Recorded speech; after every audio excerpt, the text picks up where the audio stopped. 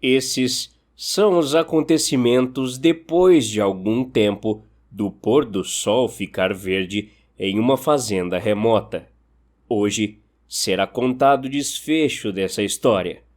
Caso não saiba do que estou falando, o vídeo estará na descrição ou comentário fixado. O tempo que se seguiu após a morte de Olivia não passou.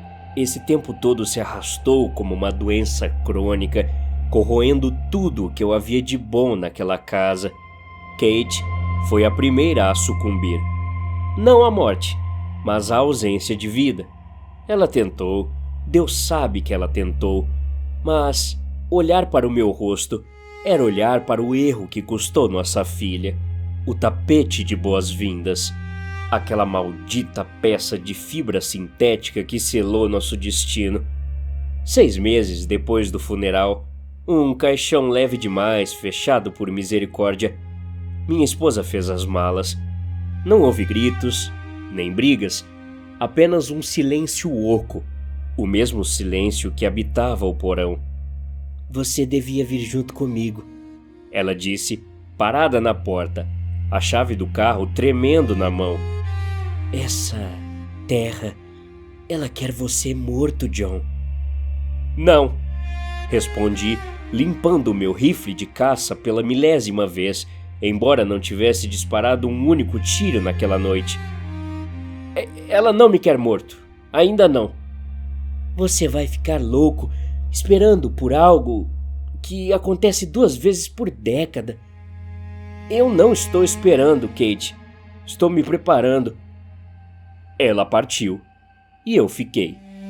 A solidão na fazenda era povoada por fantasmas de "e se?", por ecos de risadas de uma criança que não cresceria e pela presença opressiva do horizonte. A cada tarde eu vigiava o sol se pôr. A cada nuvem eu buscava o verde. Mas o ódio é um combustível mais eficiente que a esperança. Usei o tempo para aprender. Meu avô falava pouco, mas deixava diários. Eram divagações de um homem assustado, rabiscos sobre os antigos, os peregrinos da colheita, aqueles que caminham na borda. Descobri que o fenômeno verde não era apenas uma passagem, era uma sobreposição. O mundo deles e o nosso ocupavam o mesmo espaço, separados por uma frequência de luz que nossos olhos mal conseguiam processar. E a regra do convite não era mágica de conto de fadas, era a lei da hospitalidade, uma das leis mais antigas do universo, anterior à humanidade. Se você convida, você cria um vínculo, o anfitrião e o hóspede, o predador e a presa. Naquela noite, quando minha filha se foi, o tapete foi um convite passivo e nós nos tornamos a refeição servida. Mas a lei da hospitalidade tem 2 vias. Se o hóspede viola as regras da casa a qual foi convidado, o anfitrião tem o direito de punição. O anfitrião se torna o juiz, o júri e o carrasco.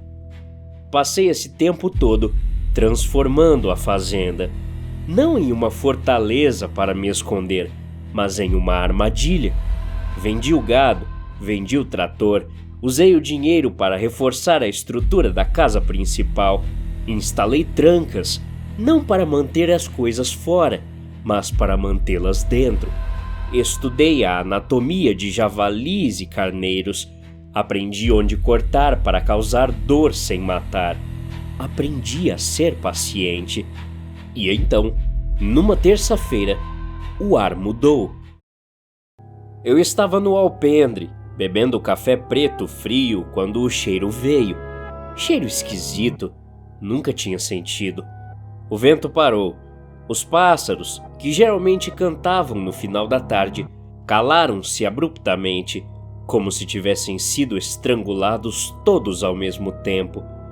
Olhei para o horizonte. Lá estava, sutil no início, como uma contusão no céu. E depois, inconfundível, o sol não estava ficando alaranjado ou roxo. As bordas das nuvens sangravam um verde doentio, cor de bile, cor de veneno. A luz começou a banhar o pasto seco, transformando a fazenda em uma paisagem alienígena e subaquática. Meu coração não acelerou, minhas mãos não tremeram. Senti apenas uma calma gélida, a satisfação de uma peça de quebra-cabeça finalmente encaixando. Levantei-me e fui até a porta da frente. O tapete de boas-vindas original havia sido queimado, mas eu comprei outro, idêntico. Coloquei-o no lugar, destranquei a porta, encarei as janelas, acendi todas as luzes da casa, fazendo-a brilhar como um farol daquele mar verdejante. Fui para a sala de jantar. A mesa estava posta. 3 lugares. 1 para mim, 2 para os convidados. Pratos de porcelana fina, talheres de prata polida, taças de cristal. No centro da mesa não havia flores, mas uma travessa de prata coberta. Sentei-me e esperei. O sol mergulhou abaixo da linha das árvores e o mundo não escureceu. Ele mudou, a luz verde se intensificou, vibrando, zumbindo nos meus dentes. As sombras na sala se alongaram de formas impossíveis, contorcendo-se como fumaça sólida.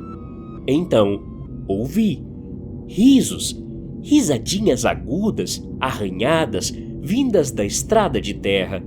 Não eram risos humanos, eram sons de hienas tentando imitar bebês. Passos pesados no cascalho. Eram muitos no início, uma multidão invisível correndo, excitada pela promessa de carne fácil, atraída pela casa aberta e iluminada.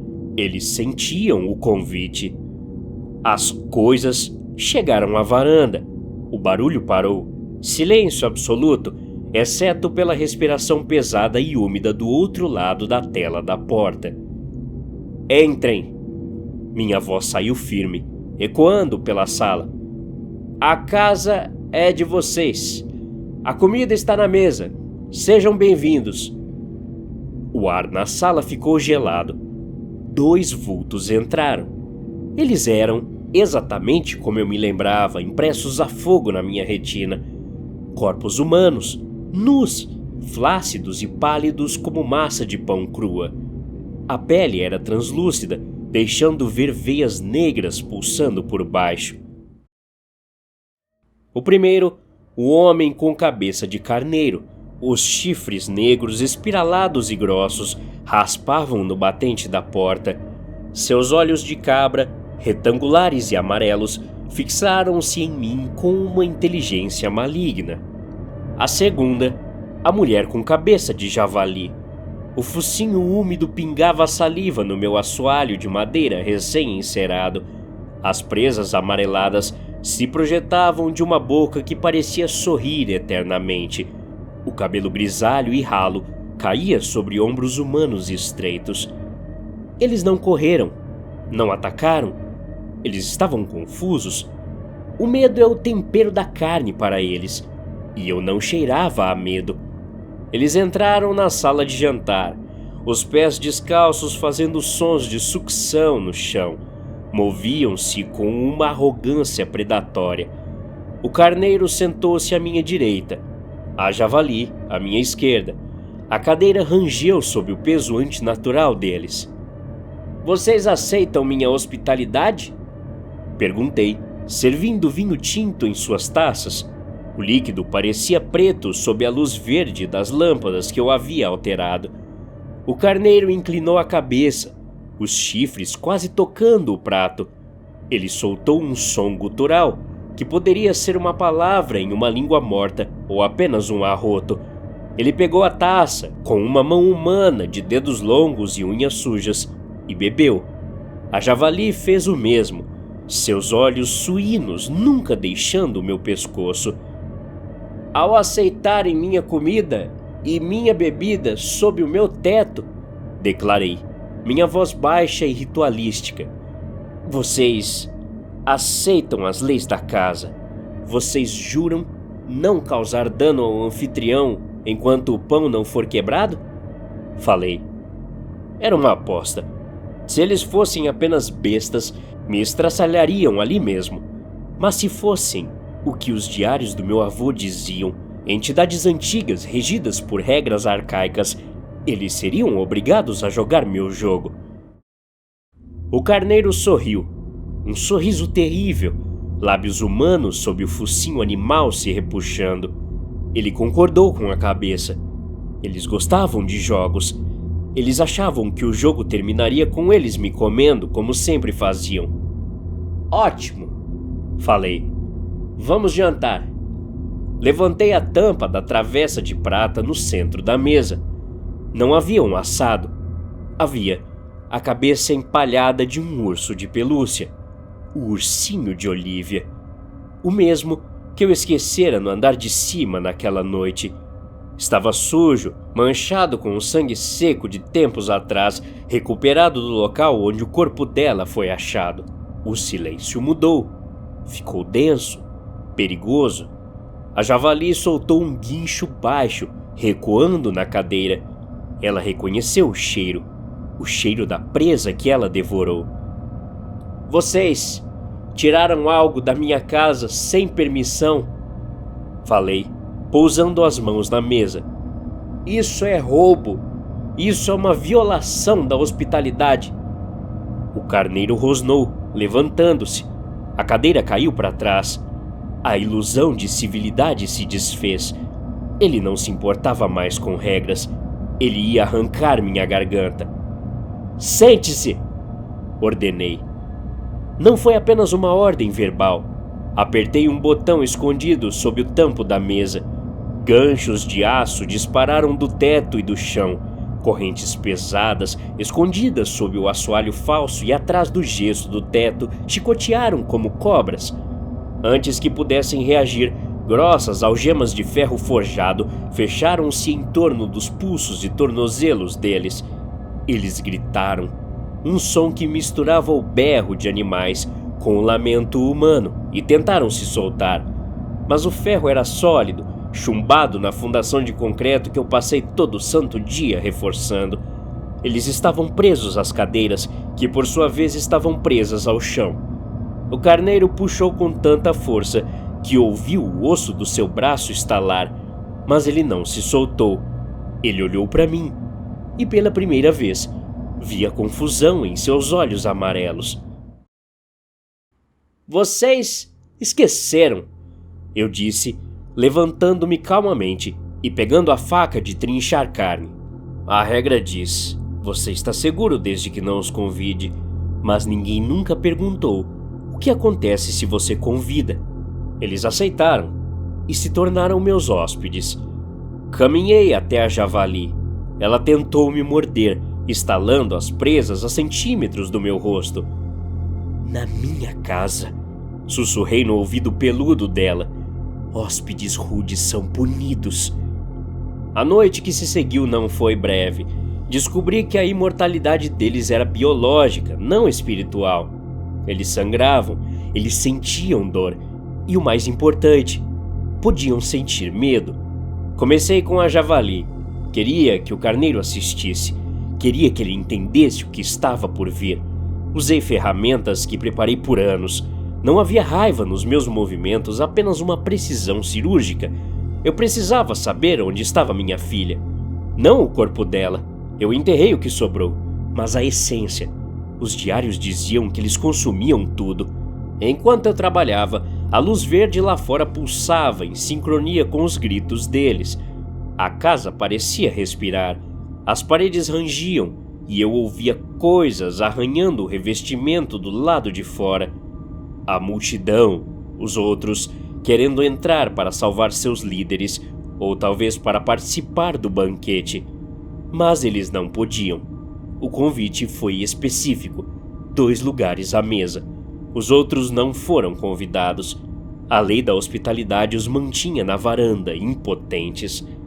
Lá pela 3ª hora, a javali parou de se mover. Ela não morreu, mas sua mente quebrou. Ela era apenas uma massa soluçante de carne e pelo. Virei-me então para o carneiro. O olhar dele havia mudado. A arrogância se fora. Havia algo antigo ali, algo que reconhecia uma autoridade superior. Aonde ela está? Perguntei, limpando a lâmina na toalha de mesa de linho branco. O carneiro falou. Sua voz era como pedras sendo moídas. Nós somos o jardim, ele gorgolejou. Ela floresce em nós. Aquilo foi o suficiente. Eles não eram apenas devoradores, eram recipientes. Eles absorviam as vidas para sustentar a própria existência grotesca. Olivia não tinha ido embora. Ela estava diluída na essência imunda daquela criatura. Uma fúria fria me tomou. Não havia como ter minha filha de volta, não havia como extraí-la, não havia como salvá-la. Mas havia como libertá-la. Para libertar a colheita, você precisa queimar o campo. Fui até o porão e trouxe os galões de gasolina que eu havia estocado. O carneiro começou a se debater freneticamente quando sentiu o cheiro do combustível. Ele sabia. A coisa gritou em uma língua que fez meus ouvidos sangrarem, prometendo tormentos eternos, prometendo que o céu verde nunca mais iria embora, que eu seria caçado por todas as gerações deles. Deixem que venham, respondi, derramando combustível sobre a cabeça dele, encharcando os chifres espirais, deixando escorrer pelo peito pálido. Então terminei dizendo: mas vocês não estarão aqui para ver. O cheiro da gasolina sobrepujou o odor de musgo e pântano. Parei na porta da frente com o isqueiro na mão, o mesmo isqueiro que meu pai usava. Olhei para eles uma última vez. Duas abominações antigas presas em móveis humanos encharcadas de combustível moderno. O terror que assombrou minha família por gerações, reduzido a carne trêmula. O jantar acabou, eu disse. Acendi o isqueiro e joguei. O fogo não pegou, ele explodiu. Um rugido faminto que engoliu a sala de jantar em segundos. O calor foi instantâneo, chamuscando minhas sobrancelhas. Saí para a varanda e fechei a porta atrás de mim. Tranquei-a por fora. Os gritos que vieram de dentro da casa não eram desse mundo. Eram sons de almas sendo rasgadas, de frequências se desfazendo. Caminhei até o meio do pasto e me virei para assistir. A casa ardia não como fogo laranja, mas com chamas que, ao se misturarem com a atmosfera verde, tornavam-se de um violeta intenso e cegante. A estrutura da casa gemia. Vi sombras dançando nas janelas, batendo contra o vidro, derretendo. A multidão invisível no quintal gritava também, um coro de lamento e fúria, mas recuavam diante do calor daquele sacrifício. A fumaça subiu, uma coluna negra perfurando o céu esmeralda. E então, aconteceu.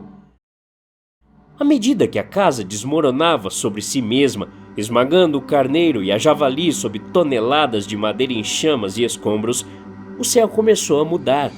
O verde vibrou violentamente uma última vez e depois se estilhaçou como vidro temperado. A cor drenou do horizonte, sugada para o vórtice do incêndio. O verde desapareceu. A noite normal, azul escura e estrelada, caiu sobre a fazenda. O cheiro de pântano sumiu, substituído pelo cheiro agora purificador de madeira queimada. Fiquei lá até o amanhecer, até que a casa fosse apenas uma cicatriz de cinzas fumegantes no solo. Não havia corpos nos destroços, nem dos monstros, nem da minha filha. Apenas cinzas. Tudo havia sido consumido e devolvido ao nada. Sentei-me na grama úmida de orvalho. O sol nasceu. Um sol amarelo, normal, brilhante. Tirei o celular do bolso. Havia sinal agora. Liguei para o número que eu sabia de cor, embora não o chamasse há tempos. Alô? A voz de Kate estava sonolenta, assustada. Acabou, Kate. Minha voz estava rouca, irreconhecível. John? O que acabou? O verde. Eles. tudo. Eu queimei. Falei.